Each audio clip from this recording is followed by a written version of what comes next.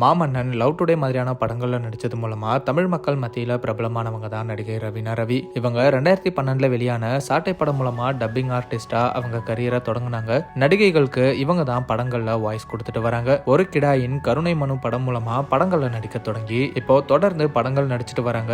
அதே சமயம் டப்பிங்கும் பண்ணிட்டு வராங்க. மேலும் ஃபேமஸ் டப்பிங் ஆர்டிஸ்டும் நடிகையுமான ஸ்ரீஜா ரவியோட மகள் தான் ரவீனா. அம்மா மாதிரியே இவங்களும் நடிப்பு மற்றும் டப்பிங்னு 2 துறையிலையும் சிறந்து விளங்கிட்டு வராங்க. இந்த ஒரு சூழ்நிலையில ரவீனா ரவி கடந்த 3 வருஷமா 2 மர்ம நபர்களால தொந்தரவை சந்திச்சுட்டு வந்திருக்காங்க. இந்த அதிர்ச்சிகரமான விஷயத்த ரவீனாவே அவங்களோட இன்ஸ்டாகிராம் அக்கவுண்ட்ல ஷேர் பண்ணிருக்காங்க. மேலும் அந்த 2 நபர்களோட போட்டோவையும் ஷேர் பண்ணிருக்காங்க. இது சம்பந்தமா ரவீனா ரவி என்ன சொல்லிருக்காங்கன்னா, நான் இந்த போஸ்ட் போட காரணமே கடந்த 3 வருஷமா எங்களை ஸ்டாக் பண்ணி ஹராஸ் பண்ணிட்டு வர அந்த நபர் கிட்ட இருந்து என்னையும் என்னோட குடும்பம் மற்றும் நண்பர்களையும் காப்பாத்திக்க தான் போலீஸ்ல புகார் கொடுக்கறது மூலமாவும் வார்னிங் கொடுக்கறது மூலமாவும் இந்த பிரச்சனை சரியாயிடும்னு நினைச்சேன். ஆனா தொடர்ந்து சபரீஷ் மற்றும் அவரோட ட்வின் பிரதர் என்ன மற்றும் என்னோட குடும்பத்தை, என்னோட நண்பர்களை ஹராஸ் பண்றாங்க.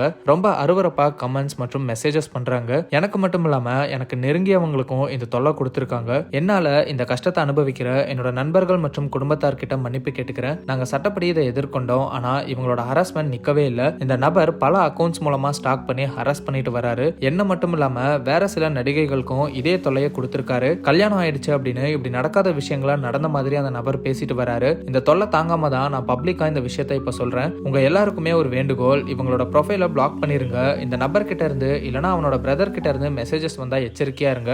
அவங்களோட மெசேஜஸ் மற்றும் கமெண்ட்ஸ்க்கு பதில் அளிக்காதீங்க. இந்தியாலேயே சென்னை தான் பெண்களுக்கு பாதுகாப்பான நகரம்னு சொல்லப்படுது. அதனால அதிகாரிகள் இவங்க மேல நடவடிக்கை எடுத்து இந்த நகரம் உண்மையாவே எல்லாருக்குமே பாதுகாப்பானது தான் அப்படின்னு நிரூபிப்பாங்க அப்படிங்கறத நான் நம்புறேன் அப்படின்னு ரவீனா ரவி முதல்வர் ஸ்டாலின் மற்றும் தமிழ்நாடு காவல்துறையை மென்ஷன் பண்ணிருக்காங்க. ரவீனா ரவி இந்த போஸ்ட்லயே எல்லா ஆதாரங்களையும் ஷேர் பண்ணிருக்காங்க. அந்த நபர் ரொம்ப மோசமா கெட்ட வார்த்தைகளை பயன்படுத்தி ரவீனா மற்றும் அவங்க அம்மா ஸ்ரீஜாவை திட்டிருக்காரு. மேலும் ரவீனா காதலிச்சு ஏமாத்திட்டதாகவும் அவங்களை விவாகரத்து பண்ணிட்டு அபர்ணா பாலமுரளியை திருமணம் பண்ணிக்க போறதாகவும் மெசேஜ் அனுப்பியிருக்காரு. இவரோட மெசேஜ் பார்த்தாலே இவர் மனநலம் பாதிக்கப்பட்டவர் மாதிரி இருக்கு. காவல்துறை உடனடியா இந்த நபர் மேல நடவடிக்கை எடுப்பாங்கன்னு எதிர்பார்க்கப்படுது.